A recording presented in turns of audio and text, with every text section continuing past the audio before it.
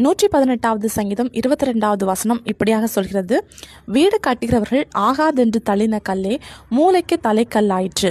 இதை கேட்டுட்டு இருக்க நீங்கள் உங்கள் சொந்த குடும்பத்தாரால் ஒதுக்கப்பட்டு தள்ளப்பட்டு நீங்கள் வாழ்ந்துட்டு இருக்கலாம்.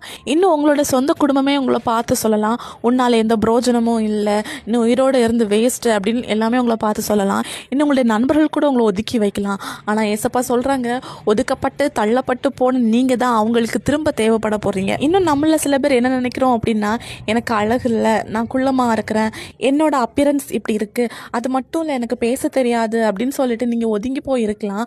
ஆனால் அப்படிப்பட்ட உங்களை தான் ஆண்டவர் முன்குறிச்சு வச்சிருக்கிறாரு. பரிசுத்த வேதாகமத்தில் பார்க்கும்போது தள்ளப்பட்ட யோசேப்பு தான் அவங்களுடைய குடும்பத்துக்கு திரும்ப தேவைப்பட்டுச்சு. அதே மாதிரி ஒதுக்கப்பட்ட தாவீது தான் ராஜாவா ஆண்டவர் மாற்றினாரு. அதே மாதிரி மீதியானியருக்கு பயந்து போய் இருந்த கிதியோனை கொண்டு தான் ஆண்டவர் மீதியானியரை முறியடிச்சாரு.